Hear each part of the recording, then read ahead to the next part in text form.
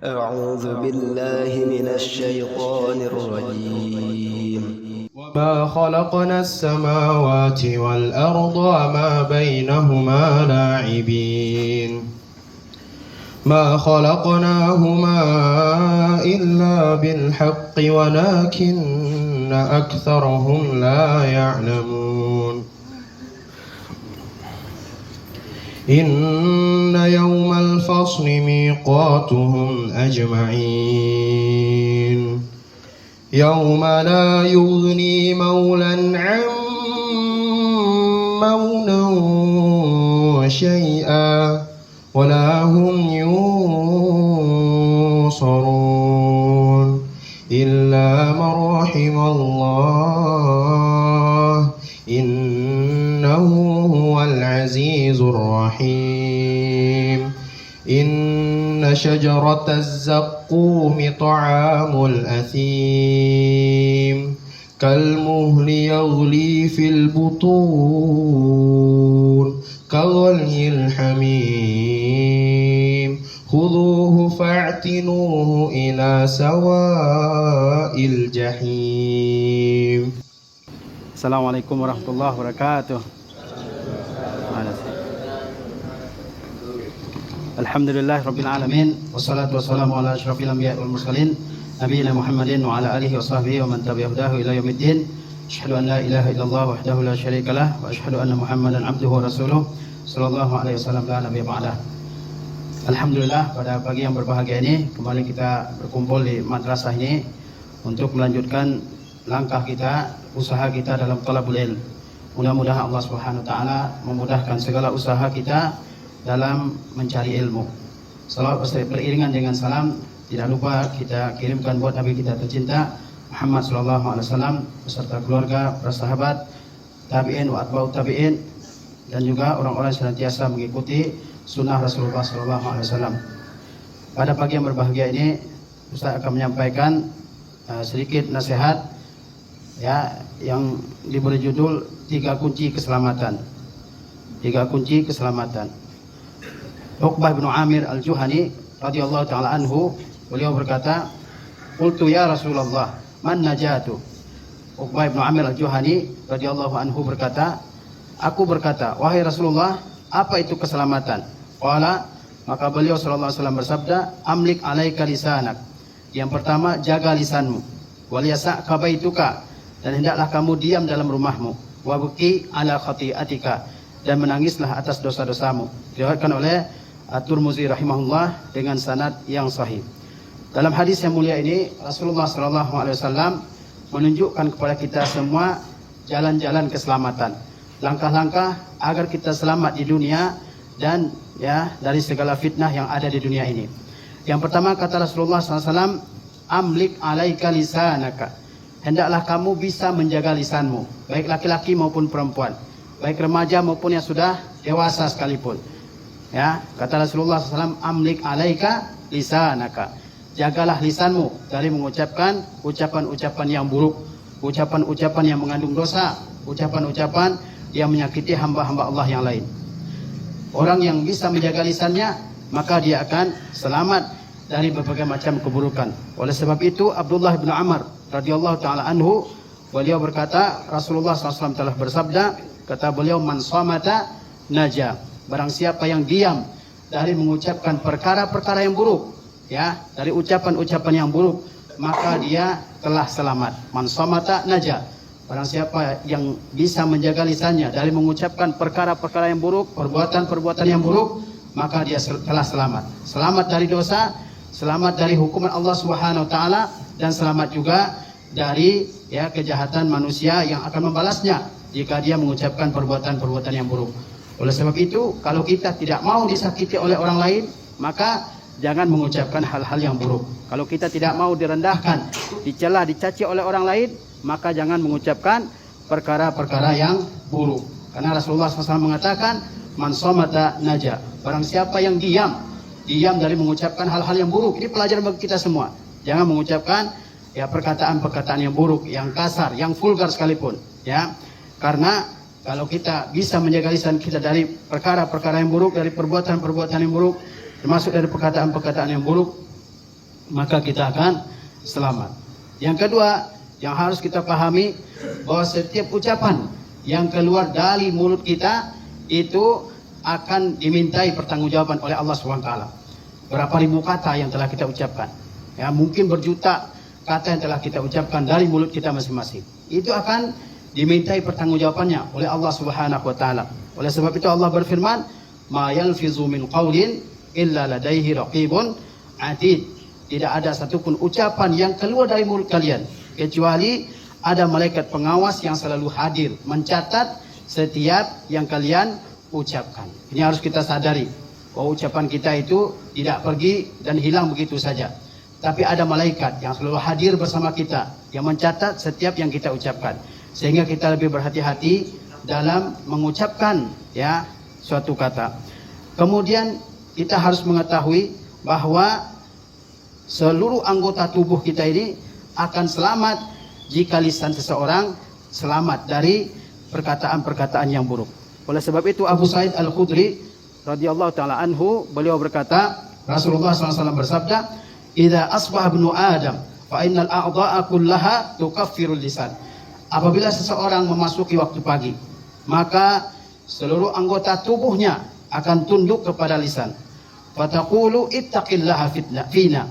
Lalu semua anggota tubuh berkata kepada lisan, apa kata anggota-anggota tubuh kita? Ittaqillaha fina. Takutlah kamu kepada Allah terkait kami. Fa innama nahnu bika. Karena kami tergantung engkau wahai lisan. Fa in istaqamta istaqamna. Kalau kamu lurus, maka kami juga akan lurus. Wa in ya'wajajta ya'wajajna. Kalau kamu bengkok, maka kami pun bengkok. Ya. Ini menunjukkan bahwa lisan itu kebaikannya besar dan bahayanya juga besar.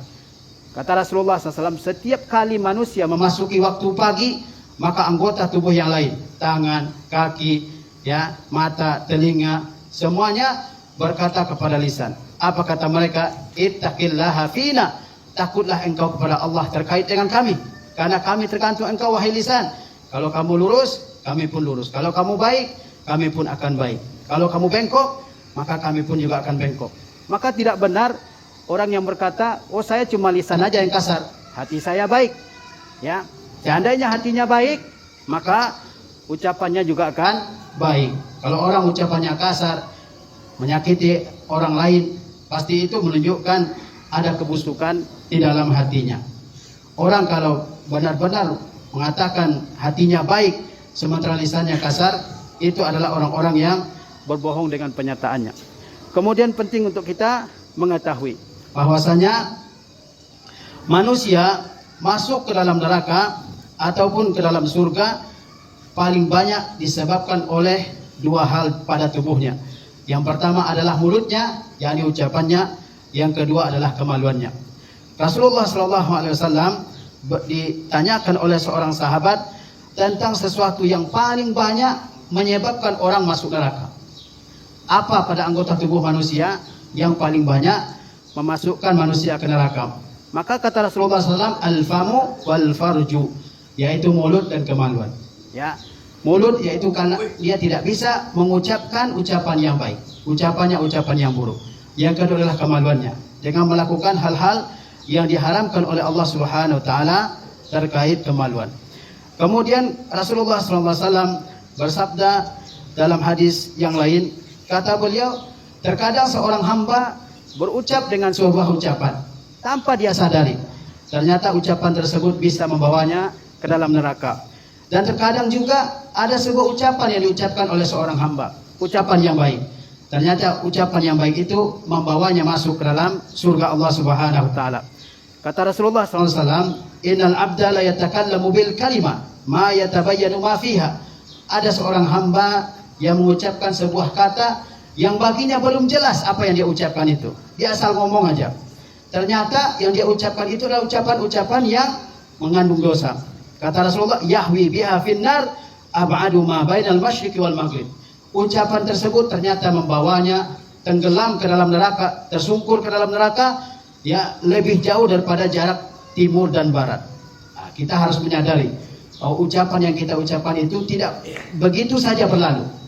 Terkadang sebuah ucapan menyebabkan seseorang kufur kepada Allah SWT.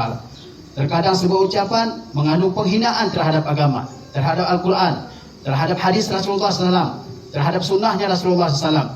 Sehingga seseorang benar-benar harus memikirkan apa yang akan dia ucapkan terlebih dahulu. Sebaliknya juga ada seorang hamba yang berucap ucapan yang baik, yang menurut dia tidak akan diberi pahala yang besar oleh Allah SWT. Ternyata ucapan yang baik tersebut membawa hamba tersebut ke dalam surga. Kata Rasulullah SAW, Innal abda la yatakallamu bil kalimati min ridwanillah.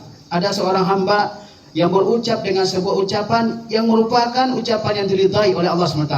Dia mungkin berucap ya takbir, tahlil, tahmid, tasbih, atau dia menyuruh kepada yang baik, mencegah dari yang mungkar. Dia mengucapkan kalimat-kalimat thayyibah, kalimat-kalimat yang baik, yang dia sangka tidak akan besar pahalanya di sisi Allah Subhanahu wa taala.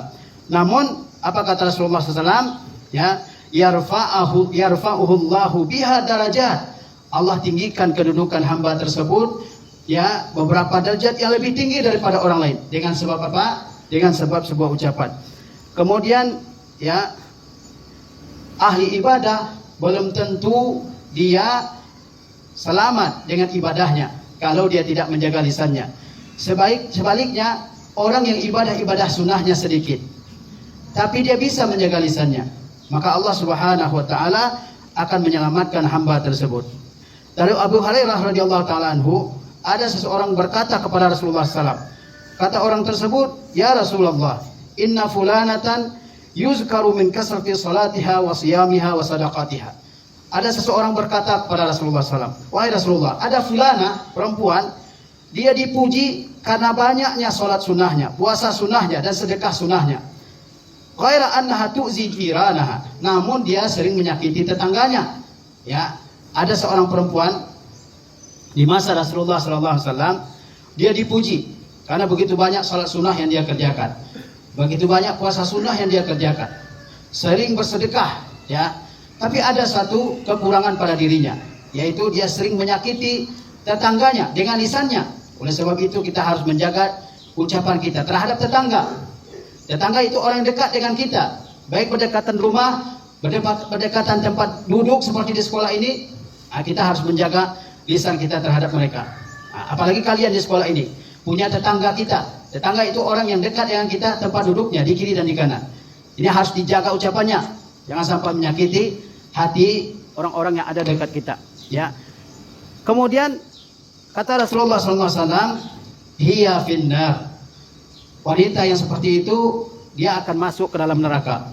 Bayangkan, puasa sunnahnya banyak, sholat sunnahnya banyak, sedekah sunnahnya banyak, namun ada suatu hal yang kurang pada diri wanita tersebut, yaitu dia sering menyakiti tetangganya. Di mana tempatnya? Kata Rasulullah SAW, hiya finnar. Dia ada di neraka. Kemudian disebutkan lagi, ya, wanita yang lain, ya. Fa inna fulanatan yuzkaru min qillati siyamiha wa sadaqatiha wa salatiha wa innaha tasaddaqu bil aswari min al aqid wa la tu'zi jiranaha bilisaniha qala hiya fil jannah. Lalu disebutkan seorang wanita lain kepada Rasulullah SAW, di mana wanita tersebut tidak banyak puasa sunnahnya, tidak banyak sholat sunnahnya, ya, tapi dia tidak menyakiti tetangganya. Di mana tempatnya? Di akhirat. Kata Rasulullah SAW, hiya fil jannah. Wanita tersebut ditempatkan oleh Allah SWT dalam neraka. Bayangkan, ya, ucapan yang buruk bisa membawa seseorang ke dalam neraka, meskipun ibadah-ibadahnya banyak, ibadah-ibadah sunnahnya. Tapi ada ucapan yang baik yang diucapkan oleh seseorang. Puasa sunnahnya sedikit, sholat sunnahnya sedikit, sedekahnya sedikit, tapi dia menjaga ucapan terhadap orang lain, maka Allah Subhanahu wa taala memasukkan orang tersebut ke dalam neraka. Oleh sebab itu, ya, lisan kita harus dijaga. Jangan merendahkan orang lain, jangan mencela orang lain, jangan menyebut orang lain dengan ucapan-ucapan yang buruk. Apalagi pakai nama-nama binatang manggil temannya. Ini adalah hal yang kurang ajar, ya. Apalagi bagi santri yang tahu agama, harusnya mereka menjauhi hal-hal seperti ini. Kemudian perkara kedua yang membawa keselamatan, kata Rasulullah SAW, wal yasa'ka baituka. Hendaklah kamu diam di rumahmu, jangan keluyuran, ya, jangan nongkrong di luar rumah. Hendaklah rumah kita menjadi tempat paling nyaman bagi kita. Allah Subhanahu wa taala berfirman, "Ya ayyuhallazina amanu qu anfusakum wa ahlikum nar." Wahai orang-orang yang beriman, jagalah diri kalian dan jagalah keluarga kalian dari api neraka. Terutama yang laki-laki, termasuk juga yang perempuan. Kalau tidak ada keperluan, maka tidak usah ya bermain di luar rumah. Kalau orang bermain di luar rumah, maka dia lebih kemungkinan lebih besar untuk terkena dan terbawa ke dalam hal-hal yang buruk, hal-hal yang negatif. Berteman dengan orang di luar rumah, diajak kepada perbuatan-perbuatan yang buruk, perbuatan-perbuatan yang melanggar agama, melanggar syariat, akhirnya melakukan perbuatan-perbuatan tersebut. Hendaknya rumah kita menjadi tempat yang paling aman bagi kita. Ya, jangan sampai keluar rumah dan terbawa kepada perbuatan-perbuatan yang buruk. Terlebih lagi bagi perempuan, Rasulullah SAW ya mengingatkan agar perempuan tetap di dalam rumahnya. Bahkan sebelumnya Allah Subhanahu wa taala memerintahkan kaum wanita untuk tetap dalam rumah. Kata Allah Subhanahu wa taala, "Wa qarna fi buyutikunna wa la tabarrajna tabarrujal jahiliyatil ula." Tetaplah kalian wahai kaum wanita di rumah kalian. Jangan keluyuran. Ya. Jangan keluyuran di luar rumah kalau tidak ada keperluan. Rumah lebih baik. Ya. Banyak maksiat-maksiat yang bisa kita hindari dengan tetap dalam rumah. Oleh sebab itu Allah perintahkan kepada kita agar menetap dalam rumah. Wa qarna fi buyutikunna. Ya, tetaplah kalian di rumah kalian sehingga kalian aman dari berbagai macam fitnah, dari berbagai macam perbuatan-perbuatan buruk di luar sana. Ya. Bahkan wanita kalau keluar kata Rasulullah SAW, maka dia dijadikan indah di mata laki-laki. Kata Rasulullah SAW, "Innal mar'ata aurah." Sesungguhnya kaum wanita itu adalah aurat. Fa iza kharajat istashrafaha syaitan. Kalau dia keluar, maka setan menjadikan wanita tersebut indah di pandangan laki-laki, sehingga laki-laki tertarik melihat kaum wanita. Tapi kalau dia dalam rumahnya, tidak ada yang melihatnya. Wa aqrabu ma takunu min wajhi rabbiha wa hiya fi qa'ri baitiha. Dan perempuan itu paling dekat dengan Tuhannya apabila dia berada dalam rumahnya. Dalam rumah bisa melakukan berbagai macam perbuatan-perbuatan yang baik, ibadah-ibadah, bisa tilawah Al-Quran, bisa mendengarkan pengajian, ya bisa belajar, bisa membaca, bisa menghafal Al-Quran, bisa membaca kitab-kitab para ulama, dan bisa menghindarkan kita dari berbagai macam maksiat. Tapi kalau kita keluar, berbagai macam maksiat ya bisa dilakukan oleh seseorang. Maksiat lisan, maksiat mata, maksiat pendengaran, dan seterusnya. Oleh sebab itu, jika tidak ada keperluan, maka hendaklah kita tetap dalam rumah kita. Kemudian wasiat yang ketiga yang menjadi kunci keselamatan seorang hamba, kata Rasulullah dalam hadis ini adalah at-taubah. Ya, wal yabki ala khati'atika. Ya, hendaklah kamu wabki ala khati'atika. Hendaklah kamu menangis atas dosa-dosamu. Siapa yang di antara kita ini yang tidak pernah melakukan dosa? Semuanya pernah melakukan dosa kepada Allah Subhanahu wa taala, kepada orang tua, kepada teman, kepada masyarakat dan sebagainya. Pasti kita semua pernah melakukan dosa. Oleh sebab itu Rasulullah SAW bersabda, "Kullu ibni Adam khata' wa khairul khata'in at-tawwabun." Semua anak cucu Adam banyak salah, dan sebaik-baik yang bersalah itu adalah yang bertaubat kepada Allah Subhanahu wa taala. Selagi Allah Subhanahu wa taala memberikan kita usia, memberikan kita umur, itu artinya Allah memberikan kita kesempatan untuk bertaubat. Meskipun kita masih muda, jangan ditunda-tunda. Tidak ada yang tahu kapan Allah Subhanahu wa taala akan mencabut nyawa seseorang, ya. Dan orang yang bertobat, dia pertama tidak akan diazab oleh Allah Subhanahu wa taala. Kata Allah Subhanahu wa taala, "Wa ma kana Allahu mu'azzibahum wa hum yastaghfirun." Dan Allah tidak akan mengazab mereka selama mereka memohon ampun kepada Allah Subhanahu wa taala. Dan Rasulullah SAW bersabda, ada dua bentuk mata atau dua jenis mata yang tidak akan disentuh oleh api neraka. Yang pertama, mata seorang hamba yang menangis karena takut kepada Allah SWT. Yang kedua, mata seorang hamba yang berjaga di perbatasan negeri kaum muslimin supaya negeri tersebut tidak dimasuki oleh musuh. Kata Rasulullah SAW, "Ainani la tamussuhuman nar." Ada dua mata yang tidak akan disentuh oleh api neraka. Ainun bakat min khasyatillah. Mata yang menangis karena takut kepada Allah SWT. Pernah nggak kita menangis ya karena takut kepada Allah Subhanahu wa taala? Dan ini adalah yang paling mahal dalam kehidupan seorang hamba. Dia menangis bukan karena tidak diberi sesuatu. Dia menangis bukan karena tidak dipenuhi permintaannya, tapi dia menangis karena dosa yang telah dia lakukan. Ini adalah menangis yang paling mahal. Ya. Yang kedua, mata yang tidak disentuh oleh neraka adalah mata seorang hamba. Dia begadang semalam hari. Untuk apa? Bukan untuk main game, bukan untuk main hal-hal yang lain, bukan untuk ngobrol sampai larut malam, bukan.